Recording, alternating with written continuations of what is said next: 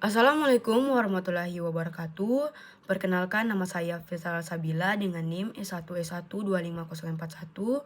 Saya merupakan mahasiswa dari Fakultas Teknik, tepatnya program studi Teknik Informatika. Pada kesempatan ini, saya akan mempresentasikan materi tentang hubungan aljabar linear dalam informatika. Baik, selanjutnya kita masuk ke topik yang pertama, yaitu tentang pengertian informatika. Nah, secara umum, informatika adalah ilmu yang mempelajari bagaimana data diolah menjadi informasi menggunakan komputer dan algoritma. Tetapi secara lebih formal, informatika mencangkup tentang teori, desain, pengembangan, hingga penerapan sistem komputer untuk memproses, menyimpan, dan mengkomunikasikan informasi. Nah, untuk ruang lingkupnya, informatika mempunyai ruang lingkup yang sangat luas, mulai dari algoritma, struktur data, pemrograman, basis data, jaringan komputer, hingga kecerdasan buatan. Yang perlu kita perhatikan adalah semua bidang ini tidak lepas dari matematika.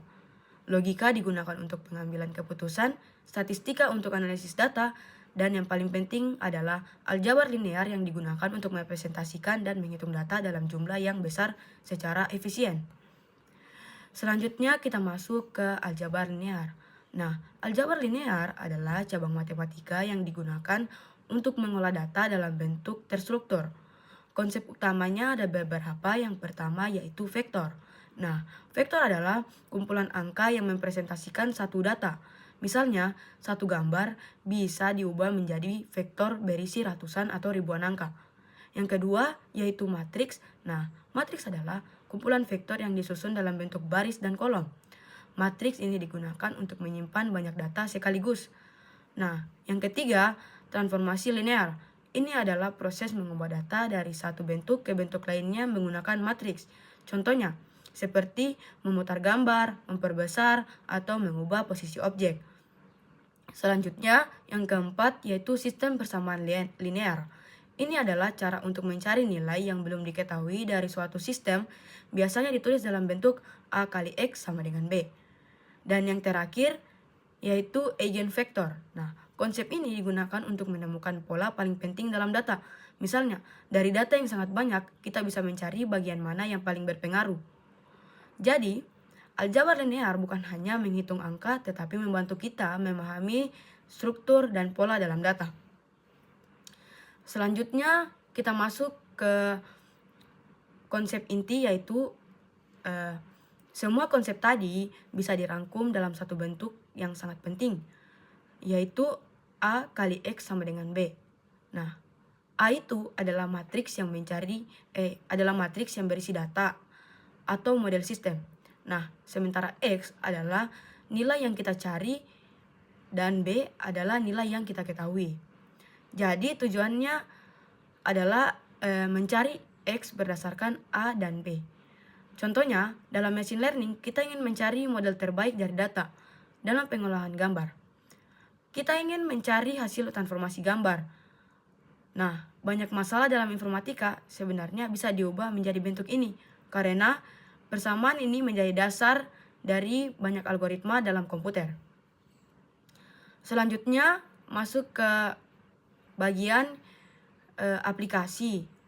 Nah, bagian ini yang saya ingin jelaskan bagaimana aljabar linear benar-benar dipakai dalam informatika, bukan hanya sebagai teori. Sebenarnya, semua bidang ini punya pola yang sama. Setiap data, baik itu gambar, teks, atau angka, akan diubah dulu menjadi angka. Lalu, angka-angka itu disusun dalam bentuk vektor dan matriks, supaya bisa dihitung dalam komputer. Nah, setelah itu barulah dilakukan proses perhitungan untuk mendapatkan hasil atau menemukan pola. Contohnya di machine learning. Nah, data seperti nilai mahasiswa atau gambar disusun menjadi matriks. Kemudian komputer mencari pola dari data tersebut dengan melakukan perhitungan matriks. Tujuannya untuk menemukan hubungan antara data input dan hasil. Misalnya untuk prediksi. Nah, di grafika juga sama. Setiap objek 3D dipresentasikan sebagai titik-titik yang sebenarnya adalah vektor. Ketika objek diputar, diperbesar, atau dipindahkan, komputer menggunakan matriks untuk menghitung perubahan tersebut. Jadi, semua gerakan visual itu sebenarnya hasil dari perhitungan aljabar linear. Selanjutnya di kriptografi pun data diubah menjadi angka, lalu dienkripsi menggunakan perhitungan matematika, termasuk matriks, agar informasi menjadi aman dan tidak mudah dibaca. Nah, di sistem seperti Google pun digunakan konsep eigen dan aljabar linear untuk menemukan halaman mana yang paling penting berdasarkan hubungan antar halaman.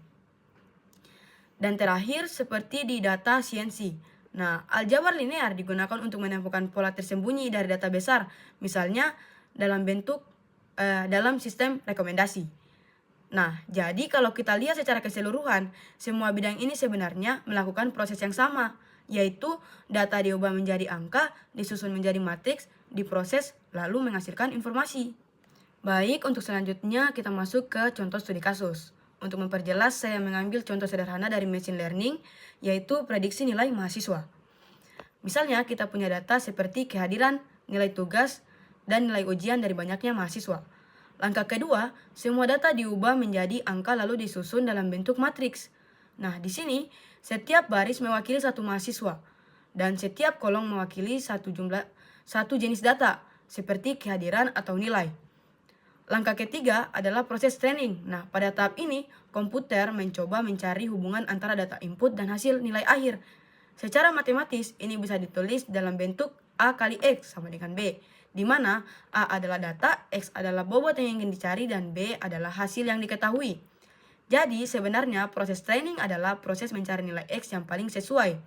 Langkah keempat adalah prediksi. Setelah nilai X ditemukan, kita bisa langsung menghitung nilai mahasiswa baru hanya dengan mengalihkan data dengan bobot tersebut.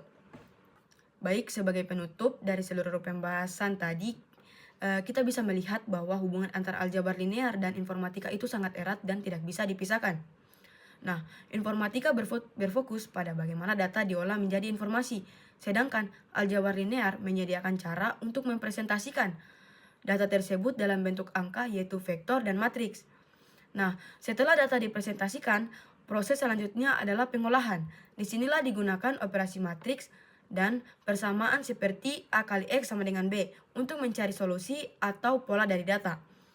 Kemudian, untuk memahami data yang lebih kompleks, digunakan konsep seperti eigenvalue untuk menemukan informasi yang paling penting.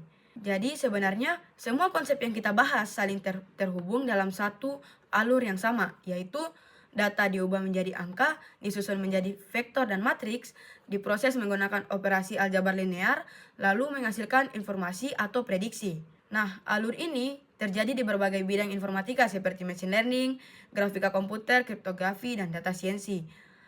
Karena itu, bisa kita simpulkan bahwa aljabar linear bukan hanya sekedar materi matematika, tetapi merupakan fondasi utama yang membuat komputer mampu mengolah data secara tepat, efisien, dan cerdas. Tanpa aljabar linear, banyak teknologi modern yang kita gunakan saat ini tidak akan bisa berjalan dengan baik. Mungkin itu saja yang bisa saya presentasikan.